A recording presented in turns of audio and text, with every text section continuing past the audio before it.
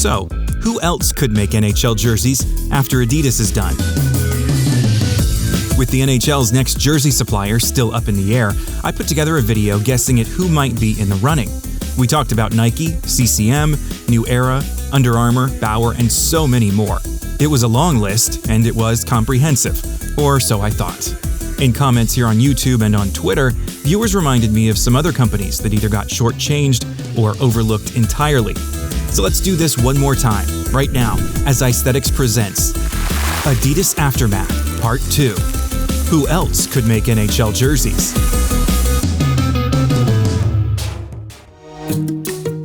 As we get underway, here's a shout out to the members of the Aesthetics YouTube channel with a special stick tap to the icons. Thank you all for your tremendous support. Now, let's dig in.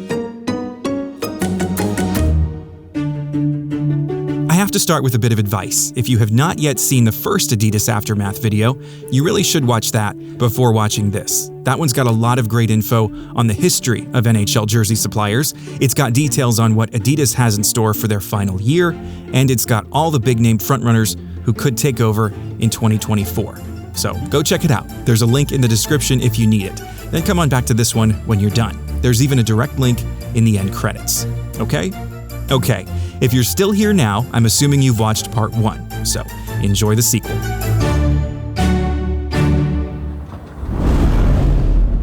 First off, I have to thank all of you who commented. So much was added to this conversation, which is still speculative at this point.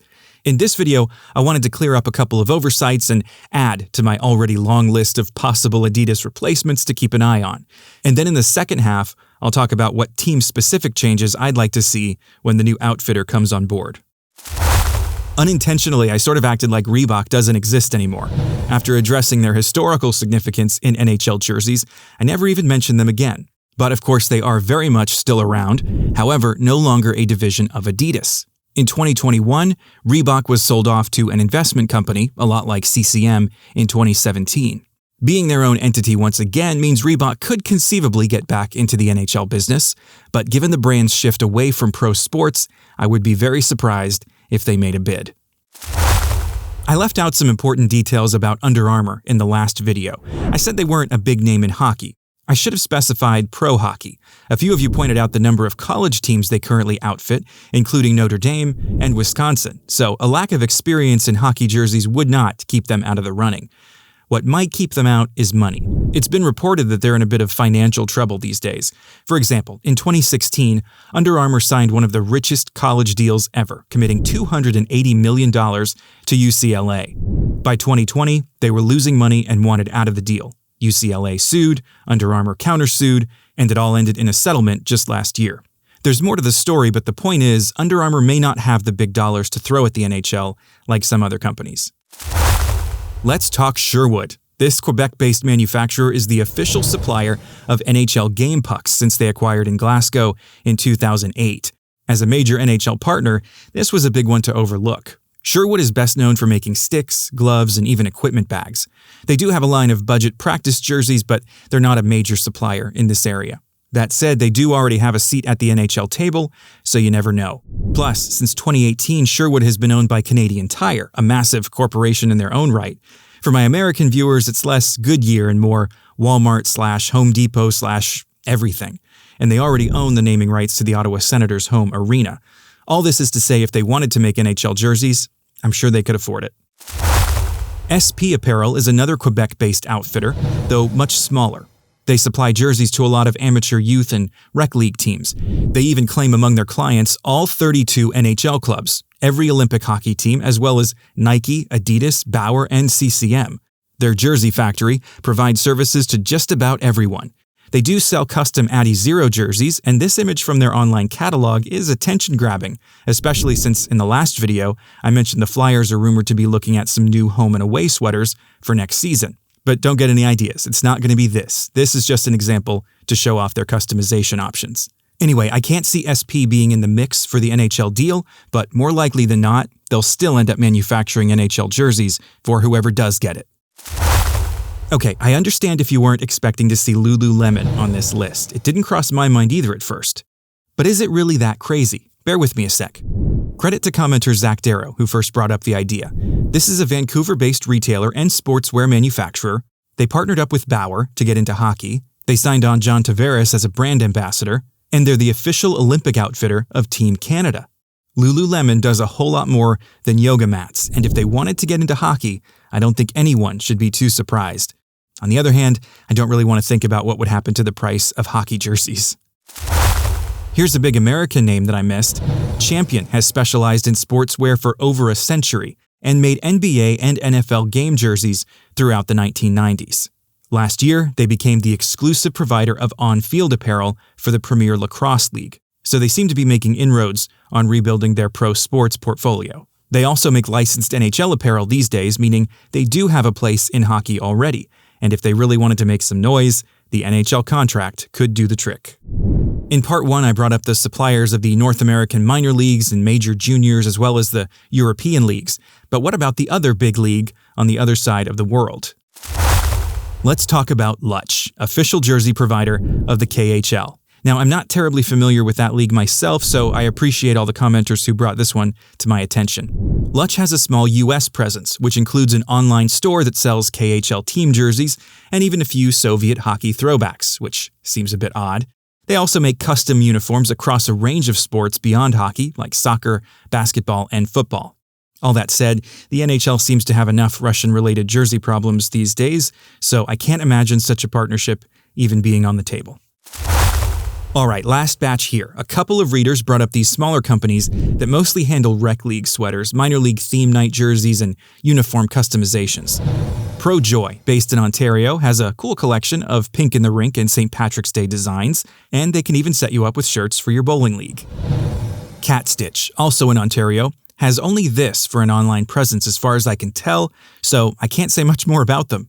But Jeff D in the comments tells us they do customizations in the AHL and CHL.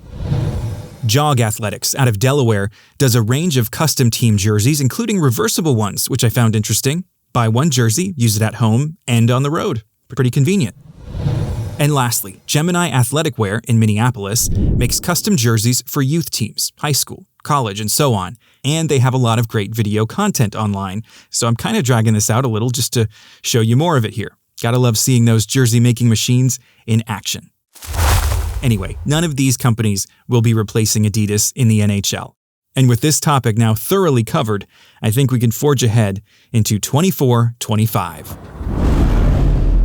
Okay, in the back half of this video, I want to go over which NHL clubs are most in need of a big brand refresh, and a new uniform provider is always a good time to take a look.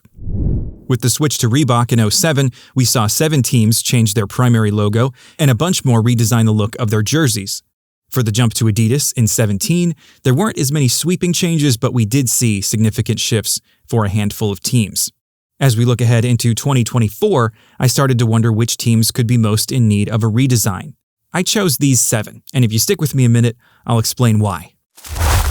Anaheim came to mind first. I can't count the number of people who can't wait to tell me how dumb the duck foot is and how much they want the original logo back. In the last 5 years, the Ducks have introduced 4 new sweaters, all based on Disney-era designs. If you told me the Samuelis were considering a full-time return to a classic Mighty Ducks logo in their current Orange County-inspired color scheme, it would not surprise me in the least, and I think it would be a welcome change. I also think it's time for those curved vertical stripes to rest in peace. They might have been interesting in 2010, but in the shift back towards simplicity in NHL jerseys, the Ducks have been left behind. But their orange alternate could be a great starting point for a new look. Another team that needs a major redesign is their rival just up the road in LA. The Kings love their black and silver, but they really need a color. And guess what? Nobody in the NHL is using purple as a primary. It's free for the taking, or should I say retaking. If the Kings manage to ignore the overwhelming response to their purple-infused reverse retros, all hope is lost. Fans loved those jerseys, and I'll say it again, sports teams need a color. Keep the black and silver, but bring back the purple accents. And not like in '98. I'm looking for that bright 1960s purple, and a lot less piping down the sleeves. I also think the banner-style logo has got to go. LA deserves something special, and this is not it. The Hurricanes are in the midst of an identity crisis. Let's just be honest about that. For the last decade, they have been a revolving door of jerseys, equal parts boring and brilliant somehow. And these days, they have primary uniforms, neither of which use their primary logo. And no, I don't count the ghosted shoulder patch. It's an alternate version that doesn't even use their colors. The funny thing is when they brought back their original jersey as a throwback third this season, I've never thought twice about it when seeing them wear it. It just looks natural. Anyway, I hardly know what to say about Carolina. I don't think they should go back to the old jersey full time. I don't think they should keep what they've got now. I'm not even sure I like their primary logo. Maybe a full-on rebrand is the best way to go. Or, I don't know, maybe I should just mind my own business. The Canes really confound me. Columbus could also use something refreshing. Just the other day, I came across this photo of Michael Hutchinson on the Blue Jackets Twitter. That logo is solid, but could the rest of the jersey be any less interesting? A thin dual pinstripe running the length of each arm? That's all there is. And as they head into their 25th anniversary season, I say the Jackets really should consider a full reset on their uniforms. Maybe this is one where we give the new outfitter a blank slate and see what they can deliver. Columbus was one of the few teams for whom Adidas didn't really do any favors. The other was Nashville. The best branding decision the Predators ever made was fully embracing yellow jerseys. It made them an absolute standout in a league of sameness. But even still, their jerseys have always been a struggle. Reebok overdid it with the piping, though you have to like the fangs that were formed just below the collar. And the Adidas version was just underwhelming. Weirdly, there's not enough navy blue on the white road jersey.